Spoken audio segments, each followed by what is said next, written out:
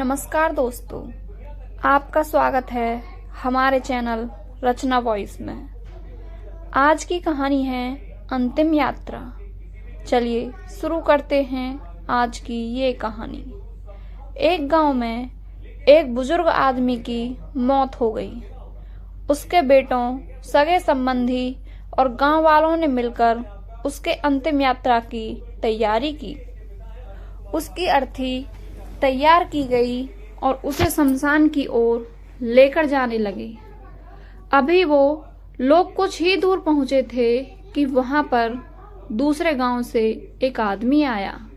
उसने उस अर्थी को लेकर जा रहे 4 आदमियों में से एक का पैर पकड़ लिया और सबसे कहने लगा कि ये आदमी जो मर चुका है, उसने मुझसे 20 लाख रुपए उधार लिए थे और जब तक मुझे पैसे वापस नहीं मिल जाते, मैं अर्थी को आगे नहीं जाने दूंगा। मृत व्यक्ति के बेटों ने उस आदमी से कहा कि पिताजी ने कभी इस कर्जे के बारे में हमसे कोई जिक्र नहीं किया, इसलिए हम तो यह कर्जा नहीं देने वाले। जब बेटों ने ही मना कर दिया तो उस मृत व्यक्ति के भाइयों ने भी कहा कि जब बेटे ही मना कर रहे हैं तो हम भी इस कर्जे को जिम्मेदारी नहीं लेने वाले।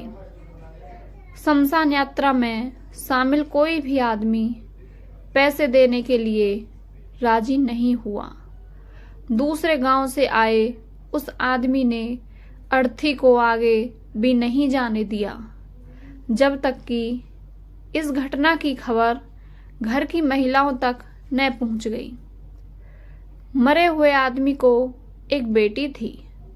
जब उस तक यह खबर पहुंची तो उसने एक पल भी ना सोचते हुए अपने सारे जेवरात और कीमती वस्तुएं लेकर वहां पर पहुंच गई और उस आदमी को वह सारी चीजें देते हुए बोली, आप इन चीजों को बेचकर पैसे ले लीजिए।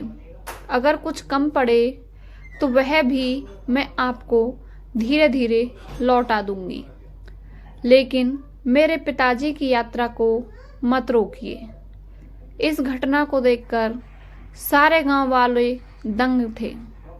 तभी वह आदमी जो कर्जे की मांग कर रहा था, वह बोला कि दरअसल मुझे 20 लाख रुपए लेने नहीं थे, बल्कि मैंने इस आदमी से कभी लिए थे, जो मैं आज लौटाने आया था। लेकिन मुझे पता नहीं था कि इनका असली हकदार कौन है, इसलिए मैंने यह सारा नाटक रचाया। मैं जान चुका हूँ कि मरे हुए आदमी का सच्चा हितैषी ना उसके बेटे हैं, ना उसका भाई, बल्कि उसकी बेटी है।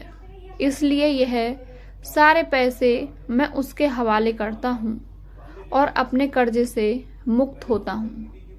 थोड़ी ही देर में जो घटना घटित हो चुकी थी, उससे बेटों के, भाइयों के और बाकी रिश्तेदारों के सर शर्म से झुक गए। इसलिए हमेशा दुआ करना कि हर किसी को एक बेटी जरूर हो, क्योंकि बाकी सब तो माता पिता की दौलत को अपना समझते हैं, लेकिन बेटियां माँ बाप को ही अपनी दौलत समझती हैं। आशा करती हूँ आपको हमारी कहानी पसंद आई होगी। हमें कमेंट बॉक्स में ज़रूर बताएं और हमारे चैनल को सब्सक्राइब करें।